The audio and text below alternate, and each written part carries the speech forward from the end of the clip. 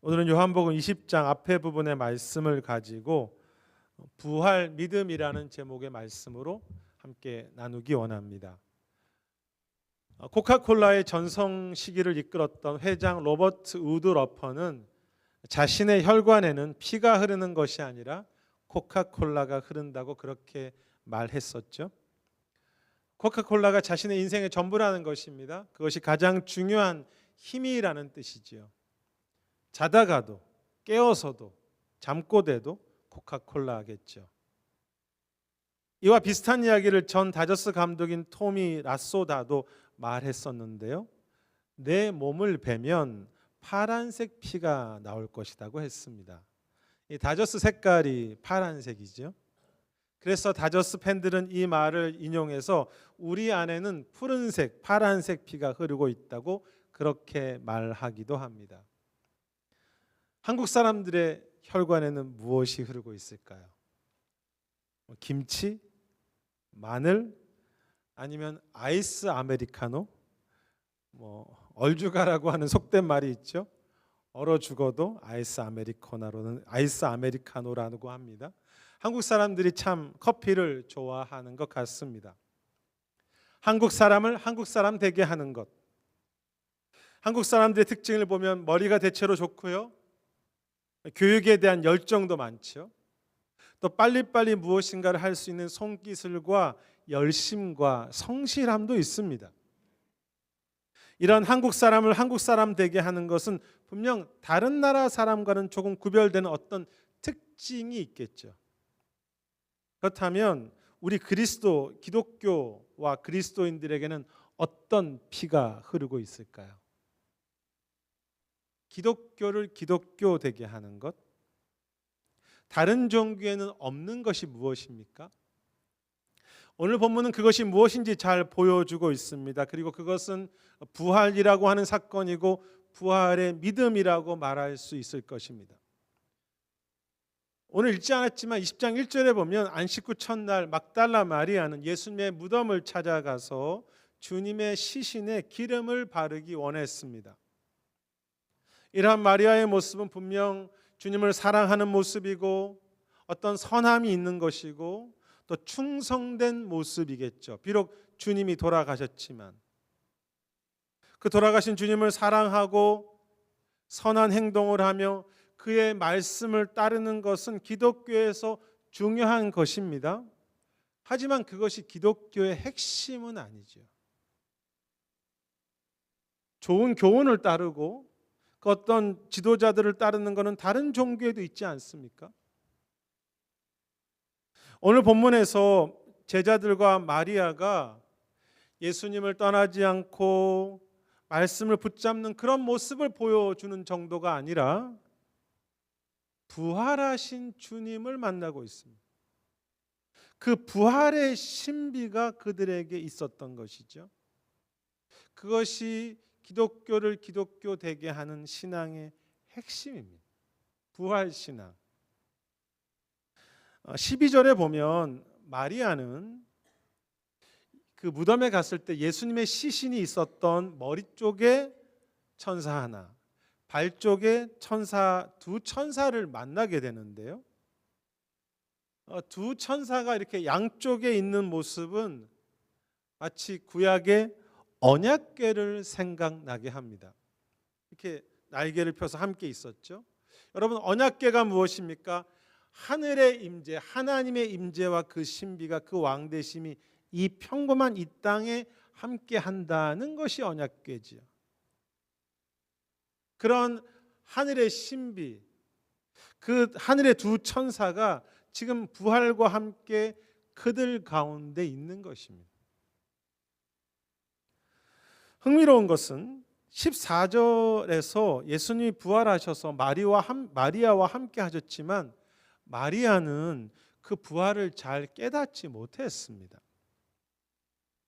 너무 평범한 예수님의 부활의 모습이라고 할까요? 오늘 본문의 장면을 보면 부활이 일어났지만 어떤 멋진 빛의 모습이라든지 대단한 사운드 효과가 전혀 없습니다. 너무 평범한 부활의 아침처럼 보입니다. 하지만 부활의 신비, 그 하나님의 임재와 그 새 생명이 그들과 함께하고 있었고, 그것을 믿는 것이 기독교의 출발이죠. 단지 좋은 말씀, 내가 착한 삶, 그래서 복받는 정도가 아니라 오늘 이곳에 임한 부활, 오늘 이곳에 함께 하신 그 신비, 그 하나님의 임재, 새 생명을 믿는 것입니다. 그런데 기독교가 이렇게 임재와 부활의 신비와 새 생명을 믿는다고 했을 때 그것은 단지 무조건적으로 믿는 것이 아니라 분명한 증거와 사실을 바르게 보고서 믿는 믿음인데요. 제자들과 마리아 역시 처음에는 예수님이 부활하신다는 소식은 알고 있었지만 예수님의 부활하심을 잘 믿지 못했습니다. 그런데 8절에 보면 그 요한이라고 하는 제자가 빈 무덤에 들어가서 보고서 믿었다고 했습니다. 보고 믿었다. 여기서 본다고 하는 그 단어는 그냥 보는 것이 아니라 깊이 생각한다는 의미가 있는 단어인데요. 분명한 증거와 사실을 보고서 생각하고 깨닫고 믿는 것입니다. 우리의 어떤 이성, 생각을 사용하는 믿음이라고 할까요? 마리아의 경우도 부활하신 주님을 처음에는 바르게 깨닫지 못했는데, 그런데 15절에서 예수님이 여자라고 부르실 때 그때 그녀의 눈이 열리죠. 그리고 살아계신 주님을 바르게 보게 됩니다. 그래서 18절에 보면 마리아는 제자들에게 가서 내가 주님을 보았다라고 그렇게 증거합니다. 내가 주님을 보았어. 이미 임한 부활의 사건이지만 이제 그녀의 눈과 마음이 열려서 부활의 신비를 이제 비로소 바르게 볼 수 있었던 거죠. 여러분, 부활의 첫 번째 증인이 예수님의 그 남자 제자들이 아니라 여성이었습니다. 첫 번째 증인이. 대체적으로 남성들이 더 이성적이고 무엇인가를 바르게 본다고 하는데, 이 성경에서는 여성들이 좀 더 열린 마음으로 그 사실과 진리를 바르게 볼 수 있는 것 같습니다. 여성들이. 아멘이신가요? 자매님들이? 형제님들이 아멘을 해야 될 텐데. 신비한 은혜가 있지만 바르게 보지 못하는 것입니다. 바르게 깨닫지 못하는 우리들의 이성과 우리들의 삶이죠. 그런데 마리아 이후에 예수님을 보고 믿은 사람들이 최소한 성경에 500명이 넘는다고 했습니다. 그래서 이 부활의 소식을 전할 때마다 사람들이 여기저기서 나도 보았어, 나도 보았어, 나도 보았어라고 그렇게 증언했습니다. 그래서 초대교회 당시에 이 부활의 메시지는요, 누구도 속일 수 없는 분명한 것이었습니다. 왜냐하면 교회 안에 500명에 남는 보았던 사람들이 있었기 때문에. 누구나 올바른 이성으로 정말로 그 부활의 증거를 볼 수 있다면 모두가 부활의 믿음을 고백할 수 있었던 것이죠. 그리고 그들이 보았던 그 부활의 증거를 기록한 것이 바로 이 신약 성경입니다. 사도들이 죽기 때문에 그 증거를 기록하였습니다. 그리고 그 증거를, 그 진리를 다음 세대에게 전달하기 위해서 그들은, 초대교회는 목숨을 바쳤습니다. 부활의 소식을 보존하기 위해서. 그리고 그 분명한 증거들이 기록된 말씀이 오늘 우리의 손에 들어온 것이죠. 여러분, 이 성경의 고고학을 보면요, 고고학을 통해서 발견된 것은 2000년 전의 초대교회 신약 성경과 현재 신약 성경이 99.9%가 똑같이 보존되었다는 것입니다. 2000년을 넘어서 그 증거가 우리 손에 있습니다.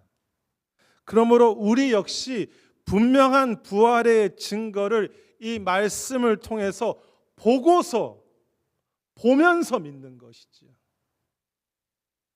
우리가 정말 건강한 이성으로, 깨어있는 이성으로 말씀과 이 증거를 볼 수 있을 때 우리는 이 평범한 삶 속에서도 하나님의 신비, 하나님의 새 생명, 하나님의 임재를 믿을 수 있는 것이죠.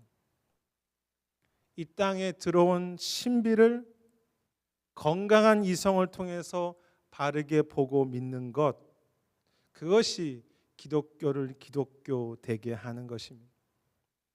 여러분, 부활의 믿음이란 무엇입니까?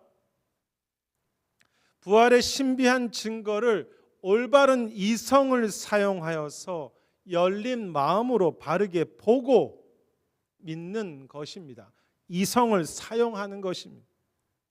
평범한 일상 속에서 하나님의 신비와 임재를 우리의 그것을 보면서 받아들이고 사는 믿음이 부활의 신앙이죠.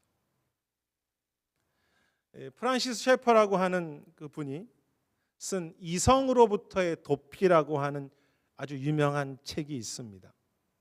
이성으로부터의 도피. 이 책에서 셰퍼는 기독교는 검증할 수 없는 진리를 믿는 그런 이성을 잃어버린 종교가 아니라고 했습니다. 오히려 현대 사람들이 자신들이 생각을 하고 과학적으로 증명하고 이성을 사용한다고 말하지만 내 편견과 고집에 사로잡혀서 하나님이 없다고 하는 내 편견에 사로잡혀서 정당한 이성을 포기하고 내 욕심과 내 목적과 오히려 절망으로 도망쳤다고 했습니다. 그래서 이성으로부터의 도망, 도피입니다. 셰퍼는 우리가 이성을 바르게 사용해야 한다고 강조하는데요. 그 이유는 기독교는 철저하게 사실에 근거한 종교이기 때문입니다. 하늘의 이야기가 아니라는 것입니다. 사실이라는 것입니다. 하나님은 역사 안에서 실제로 일하시는 하나님이기 때문에 우리는 이성을 사용할 수 있다는 것이죠. 비록 신비한 일이지만, 비록 부활이라고 하는 놀라운 일이지만 우리가 열린 마음으로 올바른 이성으로 그 증거를 바르게 본다면 그 신비와 임재와 하나님의 은혜를 깨달을 수 있다는 것입니다. 사실 성경 말씀뿐만이 아니라 우리가 살아가고 있는 이 생명, 자연세계, 이 우주 만물들 안에서 이미 신비와 은혜의 증거들이 너무나 많지요. 로마서의 말씀처럼. 하지만 하나님을 거부하는 이성은 그 신비와 은혜를 바르게 보지 못하는 것이죠. 이성의 오염이라고 할까요? 최근에 아내가 이야기하지 말라고 한 것인데, 최근에 아내와 같이 차를 탔는데 저보고 계속 안전벨트를 매라고 하는 것입니다. 왜냐하면 그 차 앞에 안전벨트를 매지 않았다는 표시가 떴기 때문이죠. 근데 저는 안전벨트를 매고 있었거든요. 자신이 매지 않고 그 표시만 보고 저보고 계속 매라고, 왜 안전벨트도 안 매고 출발하냐고, 저보고 문제라고 생각했어요. 그렇게 말을 했습니다. 그래서 제가 유명한 말을 했죠. 보아도 보지 못하고 보아도 깨닫지 못하는 이 중생이구나. 그때 제가 좀 아내한테 큰 소리를 쳤죠. 단지 열심히 일하는 그런 기독교가 아니라, 내가 그냥 성경 믿고 열심히 착하게 사는 기독교가 아니라 일상 속에 임한 하나님의 임재와 부활의 생명과 신비를 그 분명한 증거를 통해서 바르게 보고 바르게 깨닫고 믿는 그런 기독교와 그런 부활의 믿음이죠. 바르게 보는 것. 그런데 오늘 본문에서 부활의 신비는요, 과거에 한 번 놀라운 사건으로 일어난 것이 아니라 더 놀라운 새로운 부활과 새로운 창조와 그리고 더 큰 영광으로 이어지는 것을 보게 되는데요. 17절이 좀 특이한 내용이 나옵니다. 예수님께서 마리아에게 나를 붙잡지 말라고 하시면서 내가 아직 아버지께로 올라가지 않았다고 말씀하십니다. 그리고 내가 올라간다라고 말씀을 또 강조하십니다.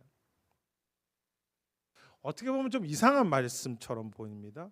왜 주님은 마리아에게 붙잡지 말라고 하시면서 아버지께로 올라가도록 허락해 달라고 그렇게 말씀하실까요? 내가 올라가도록 나를 붙잡지 말라이죠. 나는 올라갈 것이다.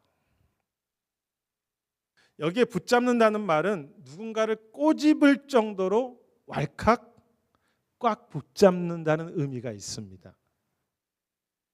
그리고 올라가신다는 것은 요한복음 전체의 주제예요. 가장 요한복음에서 강조하시는 것이 예수님이 올라가시는 건데, 주님이 온전하게 영광 받으신다. 주님이 하늘에 오르셔서 왕으로서 온 세상을 다스리시고 이 세상을 직접 이끄신다는 것이 올라가신다고 하는 것이고, 요한복음에서 굉장히 중요한 부분입니다. 사실 마리아의 입장에서는 충분히 주님을 꽉 붙잡을 수 있겠죠. 막달라 마리아가 누구입니까? 7 귀신이 들렸던 여인입니다. 아픔이 참 많았던 그런 삶이죠. 그런데 주님이 그를 고쳐주셨습니다. 근데 그 주님께서 돌아가셨다가 다시 사셨으니 꽉 붙잡을 수밖에 없겠죠. 주님 이제 어디로 가시면 안 됩니다. 나를 사랑하셨던 그 주님으로 남아 계세요. 이 구절에 대해서 참 여러 가지 해석이 있는데요. 그런데 이제 팀 켈러 목사님부터 시작해서 건강한 신학자들이 이렇게 해석을 합니다. 마리아에게 붙잡지 말라고 하고 자신이 올라가신다고 하는 것은 마리아의 어떤 행동보다는 부활에 대한, 예수님의 부활에 대한 마리아와 우리의 태도가 어때야 되는지를 말씀하신 거라는 거죠. 즉 이런 내용입니다. 과거에 내가 알고 있고 경험했던 예수님을 꽉 붙잡는 것에서 머물지 말고 예수님을 온 땅의 왕으로 올라가게 하라는 것입니다.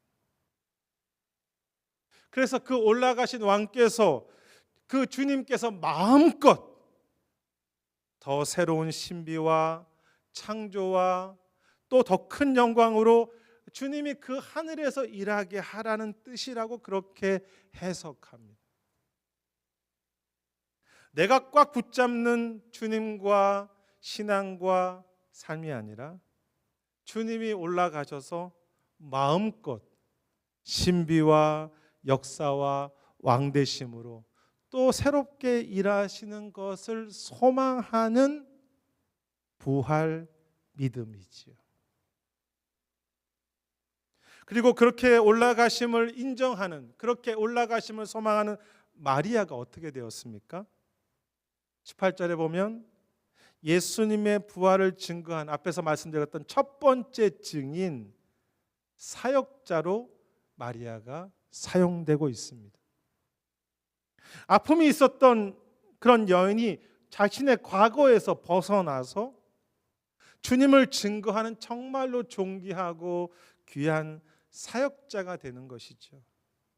예수님도 그곳에 멈추지 않고 올라가셨듯이 그녀의 삶 역시 멈추지 않고 더 새로워지고 더 영광스러워졌다고 할까요? 오늘 이 본문에 부활을 경험한 제자들의 모습은 좀 무엇인가 좀 이렇게 속 시원하지 않고요, 좀 부족해 보입니다.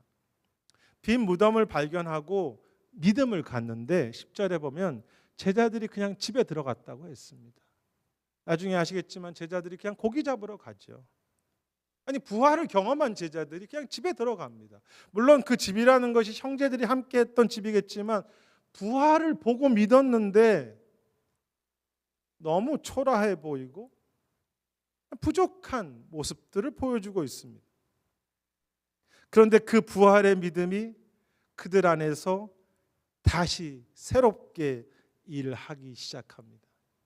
부활을 본 제자들은 더 이상 과거의 제자들이 아니었습니다.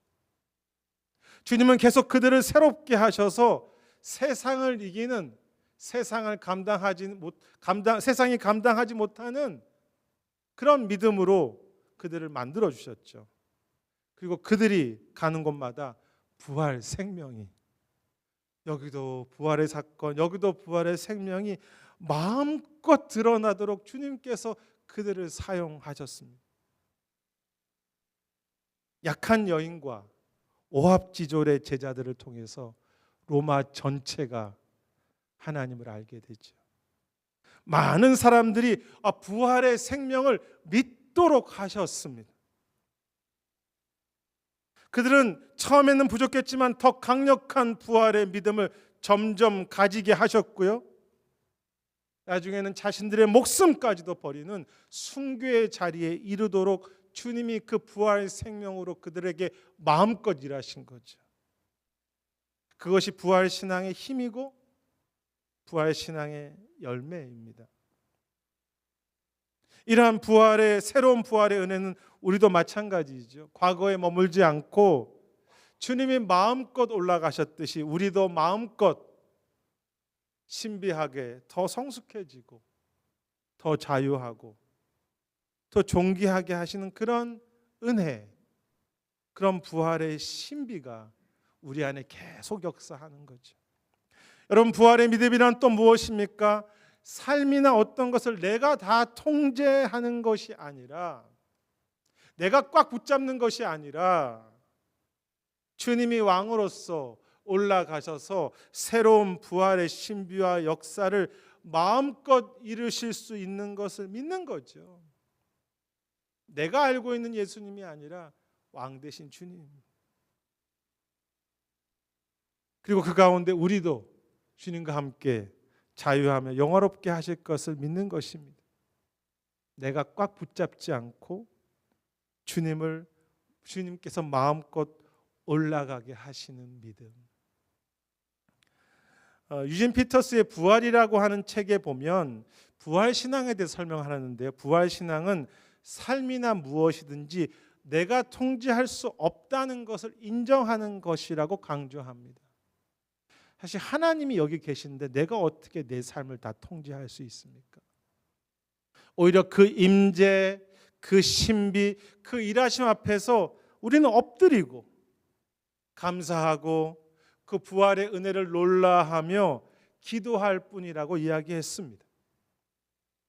팀 켈러 목사님이 쓰신 부활의 입다라는 책에도 똑같은 이야기를 하십니다. 부활의 신비 앞에서 우리는 내가 통제하지 않아도 되는 삶, 내가 다 붙잡지 않아도 되는 삶이라는 것을 깨닫게 된다. 내가 다 책임지지 않아도 된다는 것을 깨닫게 된다. 그리고 오히려 감사하게 된다고 이야기합니다. 팀 켈러 목사님이 말합니다. 책에서 당장 내 손에 잡히지 않아도 주님은 이루신다. 내가 당장 내 손에 다 움켜쥐지 않는 것처럼 보여도 주님은 변화시키신다. 주님은 과거의 한 번의 부활을 넘어서 삶의 모든 곳곳에 더 크게 부활의 신비를 이루어 가신다고 그렇게 강조합니다. 앞에서 살폈는데 그 마리아가 붙잡았다는 말이 꼬집듯이 붙잡았다는 뜻이잖아요. 제가 예수님이라면 마리아에게 야, 너 너무 나를 세게 붙잡았어. 좀 꼬집고 붙잡았던 것 같은데 좀 살살 붙잡아. 아프다라고 그렇게 제가 예수님이라면 말했을 것 같습니다. 물론 예수님은 그렇게 하시지 않았겠지만 야, 좀 살살 붙잡아. 아파. 우리는 주님을 대하는 것이든 인생의 어떤 모습이든 내가 꼬집듯이 꽉 붙잡으려고 할 때가 참 많은데요. 그것이 자녀이든 직장이든. 근데 그것이 오히려 주님을 아프게 하고 나와 상황을 더 힘들게 하는 경우를 참 많이 봅니다. 지난 이제 목회자 모임의 주제가 내가 무엇을 통제하고 결과까지 책임지려고 하는 모습에 대한 우리들의 살핀 것인데요. 목회자들에게 그런 성향이 많습니다. 내가 다 결과까지 책임지려고 하는 것. 근데 그것이 이제 하나님과 내 자신과 교회와 사역을 아프게 한다는 것을 저희가 나누었습니다. 모임 중에 한 선교사님이 자신이 20년 전의 사역을 돌이켜 보면서 20년 전에 자신이 선교지에 있을 때 자신은 좋은 열매와 좋은 결과까지 책임지려고 꽉 붙잡았었다는 것입니다. 그때 선배들이 또 동료들이 선교사님 좀 내려놓으세요 라고 권면해서 내가 책임지려고 하는 것을 좀 내려놓았었는데요. 그 선교사님이 그렇게 말씀하시더라고요. 지금 돌이켜보면 나는 주님을 위해서 꽉 붙잡았다고 했던 그것이 오히려 자신과 형제들과 주님을 아프게 한 것이었고, 내가 꽉 붙잡았던 것이 주님과 복음의 은혜가 마음껏 일하시는 것을 내가 오히려 방해하는 것이었다는 것을 깨닫게 됩니다라고 했습니다. 마음껏 일하시지 못하도록 내가 붙잡으신 거죠. 그러면서 저희 목회자들이 함께 나누었던 것은 그러면 통제하려는 것을 내려놓는다면 나는 무엇을 할 수 있는가였는데요. 오늘 말씀으로 본다면 주님이 마음껏 일하시도록 나는 기대할 수 있겠죠. 결과를 떠나서 결과가 내 책임이 아니니까 결과가 어떠하든지 나는 순종할 수 있겠죠. 열매와 상관없이 열매가 좀 보이지 않더라도 나는 다시 기도할 수 있고요. 나는 더 사랑할 수 있고요. 나는 끝까지 인내할 수 있겠죠. 주님이 결과를 책임지시니까. 그리고 마지막 날 주 앞에 설 때 우리도 주님처럼 영광스러운 부활에 참여할 것을 나는 그 마지막 부활의 소망을 하면서 오늘을 살아갈 수 있겠죠. 그때 우리는요, 성경의 증거를 통해서 나는 예수님을 믿습니다, 예수님의 부활을 믿습니다 정도가 아니라, 나는 예수님의 부활을 분명히 믿어요 정도가 아니라, 그것을 넘어서 나는 오늘도 살아계신 주님을 봅니다. 나는 주님이 지금도 일하시는 것을 깨닫습니다. 나는 지금 주님을 봅니다가 되겠죠. 나는 아침과 저녁에 내 직장과 가정에서 마음껏 일하셔서 살아계신 주님을 보았습니다라고 그렇게 아침과 저녁에 고백하게 되는 것이죠. 그것이 진정한 부활의 고백입니다. 지금 살아계신 주님을 제가 보고 있습니다. 우리 교회, 우리 가정, 내 피 속에는 어떤 것이, 혈관에는 어떤 피가 흐르고 있습니까? 코카콜라가 흐른다고 했던 그 사장이나 푸른색 피가 흐른다고 했던 다저스 팬들 모두 정말로 큰 자부심을 가지고 있고요. 그것을 기뻐했습니다. 부활의 신비, 그 임재, 하나님의 손길은 우리의 유일한 자랑이고요. 우리는 그것을 기뻐하면서 감사하면서 그 부활의 은혜를 우리는 소망하는 것이죠. 사랑하는 여러분, 이 부활하신 주님 앞에서 내가 다 통제하고 내가 꽉 움켜쥐는 삶이 아니라 주님이 마음껏 올라가시도록 하는 그런 믿음이 되기 원하고요. 그 주님을 찬양하고 높이면서 오늘도 주님께서 또 새로운 마음껏 새로운 신비와 부활의 은혜를 이루실 것을 소망하는 그런 부활의 믿음이 되기를 소망합니다. 이 땅을 살면서 날마다 내가 주님을 보았어요. 오늘도 살아계신 주님이 일하세요. 나는 분명히 주님을 보았어요. 라고 그렇게 오늘 그 살아계신 그 주님을 증거하다가 인생 마지막에 우리도 주님과 함께 부활하여서 그 부활하신 주님의 영광과 함께 우리도 그 부활의 기쁨과 영광을 누릴 수 있는 그런 부활의 믿음을 가진 성도들과 교회와 우리 모두가 되시기를 주의 이름으로 축원하겠습니다. 제 기도하겠습니다.